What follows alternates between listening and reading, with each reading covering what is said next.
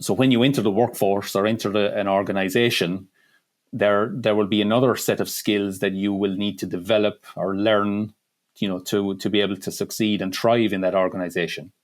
You'll be dealing with other people, other departments, customers, upper management, various different stakeholders, the owners of the business. There'll be all sorts of different people you will need to interact with. And so developing your self-leadership skills, I think, is a really important thing to do. Swine.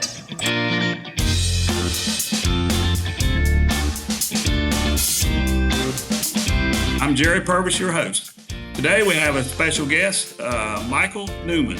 Michael is a leadership advisor. Michael, welcome to the show today. Thank you very much, Jerry. If you just take a minute and tell us a little bit about your background and how you got to where you are today. Okay.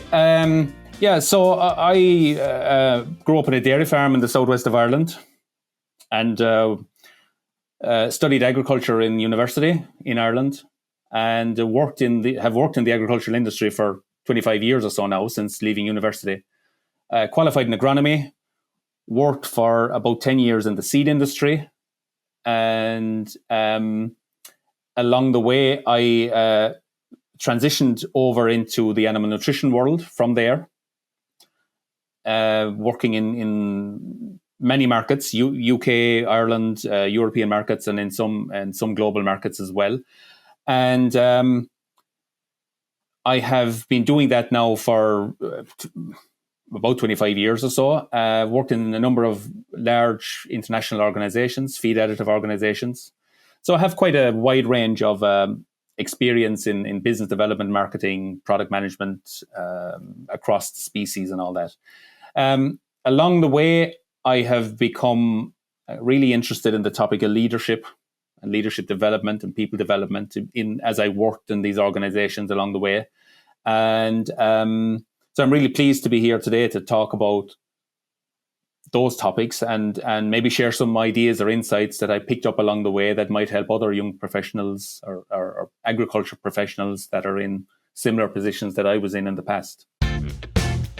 Feed is a fomite for swine viruses, and studies have shown that specific ingredients, matrices, can enhance virus survival. Preventing virus transmissions through contaminated feed is achievable with proper protocols in place. Preventing ASF infection with the 3500 sow operation can save an operation $60.5 million. Feed sanitation ensures that clean feed moves throughout feed production and remains pathogen-free until consumption. Both Terminate and Thineo have been evaluated against viruses and found to be effective in reducing the viral load in feed and preventing clinical disease. Contact a clean feed expert to learn more today. Very good. I think this is an area where there's a big opportunity.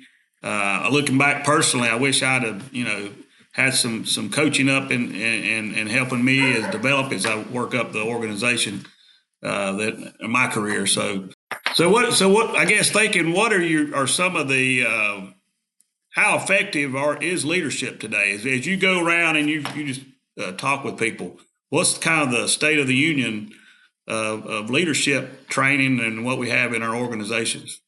Just from my own experience over the years, from when I started working in agriculture 25 years ago to up to now, really, I think. Yeah, there is a gap in today's organizations on a leadership gap, let's say, and I think the reason for that is maybe a couple of reasons. I think it's quite an abstract topic, or it's not an easy topic to define it. What is it? How do you put your finger on it? So when you're not sure about what the subject is, it's very difficult to excel in it. But I think it is very necessary these days, especially for younger professionals, to be aware of it and to practice it more and to develop themselves, in their organizations as their career progresses. I think when you leave university, you're very well educated on your chosen topic. Maybe that's animal nutrition or something like that, or you might be a species expert. But there are other areas that you may not be fully aware of. When you enter the workforce or enter an organization, there will be another set of skills that you will need to develop or learn, to be able to succeed and thrive in that organization. You'll be dealing with other people, other departments, customers, upper management, various different stakeholders, the owners of the business. There'll be all sorts of different people you will need to interact with. And so developing your self-leadership skills, I think, is a really important thing to do. And I wish I knew 25 years ago those type of things. I might have done things, some things differently then. So I think it's something that shouldn't be overlooked, and it's never been easier than nowadays, because you've got the internet. You can find out about all these skills very easily on YouTube or wherever, and learn those things that are important to survive in an organization, because that's it. Organizations are always evolving and changing, and the markets change, and something happens, and so you have to be adaptable and willing to pivot as needed to meet whatever the requirement is. So are leaders, are they born leaders, or are these skills that can be taught to anyone? Can anyone develop into a leadership? Obviously maybe some people are better skilled, but is that something that can be coached, can be taught? Or is that something you just innately have that, those characteristics? The vast majority of people will learn it. I think very few people innately have it. I'd say not even 1% of the population have it innately. So therefore it can be learned. And you learn from people who are doing it, have done it. You find a mentor. You find a mentor who has done what you have done, and replicate what they did. They you can even call them up and talk to them and ask them, what about this? How about that? The mentors are really important in organizations. I worked in an organization once where, when every new person that joined was allocated a mentor as part of their professional development. And that mentor was somewhere else in the organization, not related at all to what you were doing, but somebody who could guide you into how the mechanics of the organization worked. As somebody you could ask questions to. It wasn't your manager, but it was somebody you could ask, somebody who would guide you in the right direction in a non-judgmental way to deal with it. Fully confidential, but it was a really good tool to have for people to kind of, understand where they are, where they fit, and how they can progress in the future. So mentors are really important. Yeah. Do you find that, let's just take agriculture, that this, our industry in agriculture, that this is different for them versus other industries?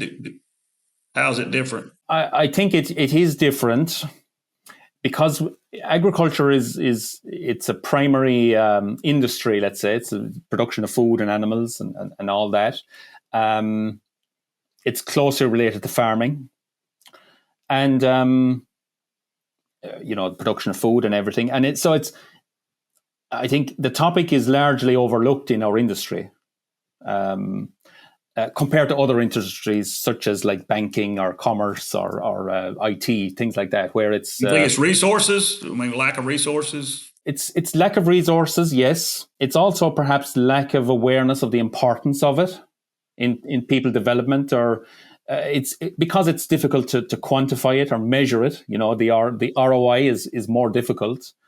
And in an organization has objectives to grow their business, to satisfy their customers, to make a profit. But I think largely they miss an opportunity to develop their people as well along the way as part of that. And that's something I think that's very obvious to me now in this day and age, that, because you've young people coming into an organization, and they're very, very highly qualified, very talented, but they may not stay with you unless you need to be willing to invest in them So joining the organization is one thing, but remaining in that organization is another thing. And we hear all the time about, churn rate in organizations, people leaving. And organizations nowadays in agriculture, large companies, animal feed companies, animal nutrition companies, their biggest challenge is finding talent and retaining talent. And I read this somewhere, but amazingly, they did a poll of people that leave companies. It's not necessarily for financial reasons. Is that true? I think so. Yes. Money is rarely, in my experience, the reason you leave. The reason people leave is their career needs may not be met, their development needs may not be met. They may see better opportunities elsewhere, and they've stopped growing, they've stopped developing in the organization, so they plateau, and their output plateaus. They feel less productive, and then they say, okay, well, and I've been there myself, so I know it firsthand. You feel then that, okay, I'm not really contributing enough here, so I should change and find something that's more challenging for and rewarding for both parties. So I guess, as you mentioned, you got a person that comes out of school, they're really in depth, they have knowledge in their field, in their area. But what are the strategies that you give to people that you coach that to help them develop in their career? Yeah, so there's a few things you can do when you're in an organization or when you join an organization. Organizations have written rules and they have unwritten rules, and I'm generalizing here, but from my own experience in agriculture, I think this is what I observed over the years. And I think when you're in an organization, and if you go to a meeting or an event within the organization, first thing you want to do is you want to make people feel important. So I'm really happy to be here. This is really great what we're doing here today. Brilliant. Let's get on and do it. So enthusiasm, make me feel important, and see people. I mean, as in recognize them, whether they're senior or junior. Just because they're junior doesn't mean they should be overlooked. They should be all seen and treated and valued, because they all have a place to be or to offer. Second thing is deliver. So the organization hired you to do a job or fulfill a role. So we need to deliver on our promise and that. So do the work, get the work done, and be known for getting things done. Another one is fit in. So be aligned with where the company is going. Be in agreement with where the company is going. And the opposite of that is don't be against it, because that can actually damage you in an organization. So be fully on board with where the direction of where the organization is going, and be happy about it and kind of go with it. Other thing is stand out. So, okay, I said fit in, but stand out is, so I've seen this with many managers over the years. You can be known for something in an organization that makes you stand out from the others. So, for example, in one organization I worked in, one of the managers, senior managers, was he did a lot of sailing, and he did a lot of water sports. He was the only one in the organization that did that, and he was very competitive at it. He won a lot of awards and competitions, and but he'd made him stand out.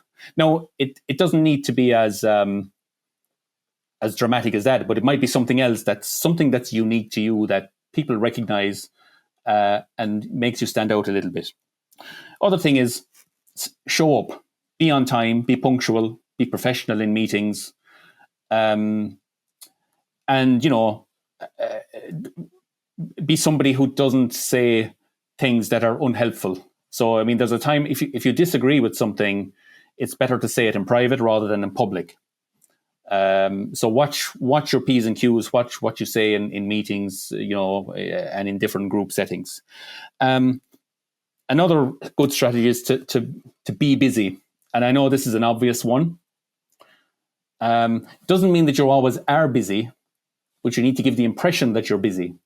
The organization is paying you to do a job, And you may actually, you need to look busy whether you're busy or not. Good point. Yeah, if that makes sense. Yeah. Okay, and let everyone know you're busy. And I've seen this, and usually actually the people that are that talk about it the most are the ones that do the least. But that's something else. So it's about being productive, but in a savvy way. And then the last one, I think, is to be safe, be dependable. So when companies are looking to promote people, they will internally, that is, they will promote people who are the least risky. So if your track record shows that you are dependable, very knowledgeable on the subject, and have a successful track record in that area, and are very unlikely that you'll leave the organization in the future, they will promote you. They are the people they like to promote because they come with the least risk. So I guess what you're saying, these people, you've got to be a model employee, as you get in the organization and be known for getting the job done. That's what they pay you to do. You got a job to get done. And so as you move up, I got thinking how it seems like in the past, you wanted to be more loyal to companies. You don't see that as much today. Is that a positive or a negative? You see people maybe staying in a company 3 or 4 years as they move, up in their career. Yeah, I think 10 years ago it was seen more as a negative to move companies every 3 or 4 years, every 2 years, say. Nowadays it's much more common, and I think it's more acceptable. People see it as more because people now, younger people especially, are more thirsty for knowledge, experience, working different working experiences, experience different organizations, work abroad, work in different cultures, in different languages even. And if your current organization isn't able to give you that, well then, yeah, you again, it's back to growth. You may stop growing in your role, and then you start to stagnate. So I think largely now it's seen more as a positive that you bring different experiences, and companies appreciate that more. And the other side of it is, back in the day, people were more inclined to stay longer term, and they were very loyal. But is the organization loyal in return? I think is the question as well to consider. Is are they fulfilling your career requirements? I think that's the main thing you have to ask yourself. And if not, it might be a good time to leave. Yeah. So you gave some good strategies how you can move up into those leadership roles. As you become a leadership and as you work with coach leaders, what are some of the skills that you try to, or some of the things, I know we talked about culture. What are some of the things that as a leader that help you be a more effective leader in your organization? Great question. A number of things you can do. I think, well, I look at it this way. In an organization, there's a management team, and in many cases, these people are very busy because the organization is so busy, and many organizations are actually under-resourced. So there's not enough people to do all the work. So companies, senior managers will need help, and they will look for help, among the various people that are in the organizations. And I read one time where it's like, senior managers have a rope and they're pulling people up who can help them. So you want to be in that group that the senior management is pulling up into the organization. And the key thing is be known as somebody who has the reputation of getting things done in the organization, whether it's yourself or with a group. You might already have a team. If you're known to get things done, get projects over the line, that's a big help, because you can help them, achieve their goals. So, and they will reward you in time. Be a good communicator.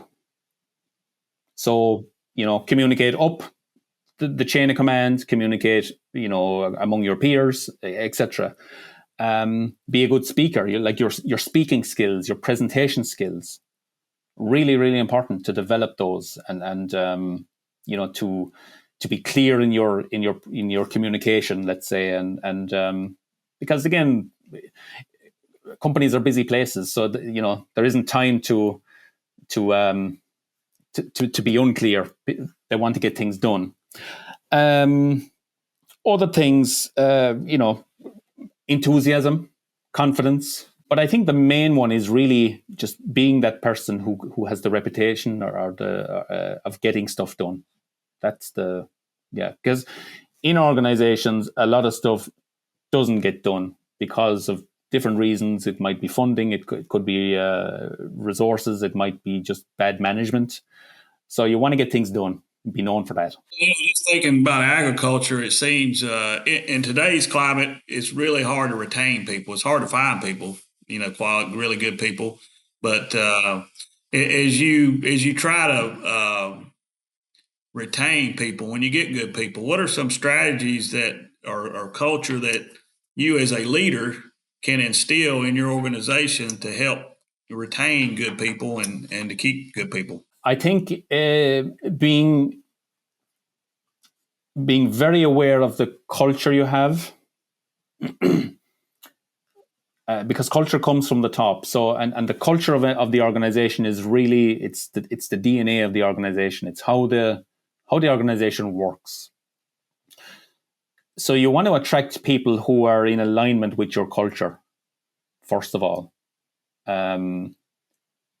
People who are suitably qualified for the role, but who are, who have the same values or the same, who are in alignment really with your culture. I think that's the main thing, because otherwise, if there's a culture clash, then it doesn't work for either party, because the person will leave after a few months when they realize it didn't work. So a lot of companies try and deal with that through psychometric testing and various other personality testing, before the interview process or during the interview process, to kind of get that fit. Once you've that in, then it's a question of onboarding, training, delivering on the expectations, dealing with uncertainty, being able to work under pressure, without too much stress, but dealing with high pressure situations, and doing that in a sustained fashion. I think a long-term fashion. And I think providing a coaching function in the organization, I think is really something that can add a lot of value to the overall organization. Because coaching managers or leaders in an organization, a coach will show you your blind spots, first of all. Things you don't know about yourself that you can't see. And I've seen this actually from the medical profession, where a surgeon will bring a coach into the operating theater where he's operating on a patient, just to critique his how he works, how he operates. And you would say, well, why would he ever do that? Because he's a surgeon, so he's obviously very well qualified. But that person wants to be better and wants to master his profession. So the coach is the second pair of eyes that you don't have, and that person will critique you and help you improve on your weak spots. And I think it's really important that for leaders, up and coming leaders, that they get that coaching, that they can be better, that they can, because a good leader will add value to multiple other people. And it's a ripple effect. It ripples out right across the organization. And if you're adding value to those leaders, they will add it. It will come back in multiples. You made a good point. Leaders, they have a good culture. So what are some, when you And sometimes it's something that is good. You can't really define, what is it about this culture here under this leader that's better than over here. But what are some of those things that you see or you see in a good organization where you've got good culture? What do you have happening? You will, in a good culture, you will have several teams producing way in excess of the sum of the parts, if you understand. So, for example, you have a team of 5 people. That team of 5 people will produce, the output of, say, 20 people, even though there's only 5 of them in it, as a team. So there's a synergistic side to it. That team will be composed of different personalities, different experience levels, but they work well together to reach the top of the mountain or wherever it is they're going. Okay, but that team is like a sports team as well that are winning, all the competitions. That team needs proper guidance, leadership, and some people do it very well. But those leaders are being coached. They are getting better all the time.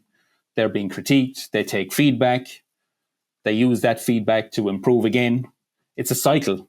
It's testing things, getting some feedback, learning from the mistakes, the errors, maybe moving people around a little bit. But yeah, so the work in an organization is not done by 1 or 2 people. It's done by several teams. Like they're like, cells. They're just high output, productive teams. Now, it's easier said than done. I'm not saying for a minute that it's easy. It takes a lot of skill and experience to do these things. But it's when you see it happening, it's like a symphony orchestra that's just working in harmony and doing really well. Yeah, it's amazing when you have bad culture. You can't really define it, but or bad leadership, but it's bad. And when it's good, and you see people, enjoy coming to work. It's almost like it's not work. They enjoy everybody accomplishes, and I think you made a good point. I think it's making everybody feel worthy. From the top down to the bottom. And everybody's part of a team, and we're all working together, and we can get more done collectively than we can individually. Yeah, I think it's understanding the psychology of people. If you're, I'm not a psychologist or but it's if you, and I guess it comes with maybe experience as well. But understanding the psychology of people. So the first thing a person wants is some degree of recognition. So I see you, I value you as a human being. Let's work on this project together. And it doesn't matter where you are in the organization. To be recognized and valued, I think, is the greatest motivator of all. That's right. Yeah, you can get a lot out of people when they understand that you care about them. Then they'll in turn care about what you're trying to do or your business. So. That's a good point. Very good. Well, we're about at running out of time here, but we always like to ask 3 questions to our guests. It's time for our famous 3. We have a time and labor-saving product for you. AgriSlats by Healthy Farms is your solution. No more lugging jugs around the barn every month. With AgriSlats, you simply drop the slat through the floor twice a year, and it works to break down solids, reduces crusting and forming. To learn more, visit myhealthyfarms.com. And so the first question, what is your favorite resource in coaching? The one I really like is the DISC personality test. It's a short test.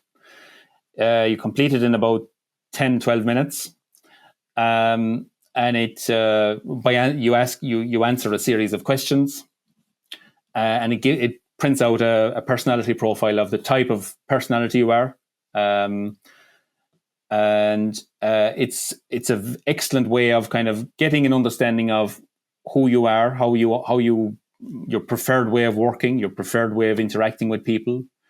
It also identifies some possible weaknesses that you could work on. but it gives very few people know a lot about themselves and how they function. So it's a great way of getting some constructive feedback, and I offer that to organizations who want to test it or to use it, with their managers, leaders, or teams. Yeah, it's very, very good to find out a lot about yourself, to see where you got strengths and weaknesses, I guess, and where you fit in. Correct. That's kind of what you, yeah. Yeah, and it's a great starting point for building on your current skill set and how you want to develop those in the future. Very good. Now, Michael, who would you say were maybe persons most influential in your career? I know it's sometimes hard to get down to one person, but who had the most impact or influence? I would say two people. One is a Canadian, a guy called Bob Proctor, and the other guy was a guy from the US, John Maxwell. He's a very well-known leadership expert based in the US, and a lot of my training and coaching is based on his material. Well, yeah, and I'm going to change this last question a little bit from typical, but let's just talk about leaders. What do you think are, if we're going to list the top characteristics of good leaders, what would you say are those top characteristics of successful leaders? Of successful leaders, I think the most important one is strong communication skills. Because the job of the leader is to communicate the vision, right? So the leader has a vision. The leader sometimes is like the giraffe, right? He's way ahead. He's way higher than the rest of the animal kingdom, and he can see much farther ahead than everyone else. So he has a vision, or she has a vision. But that vision is no good unless you're able to communicate it. So you communicate that in the language that the people can understand. And in history, we'll see we can see all the time where this happened, So Mahatma Gandhi, all sorts of different, Nelson Mandela, all sorts of different leaders in the past, politicians, presidents, etc. So it's having that vision and being able to communicate it. They are two very important traits. The ability to get along with people, the ability to motivate people, and the ability to stay humble. Because the leader was once upon a time somebody who didn't know anything about business or leadership or anything. So with success comes a degree of responsibility, and one of those responsibilities is to stay humble. Don't let the success go to your head, etc. You stay humble, you stay grounded.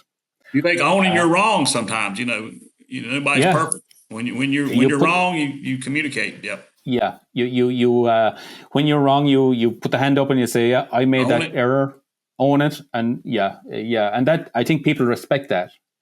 But one other thing, I learned this from Bob Proctor. The best leaders are intelligent followers. They're followers first.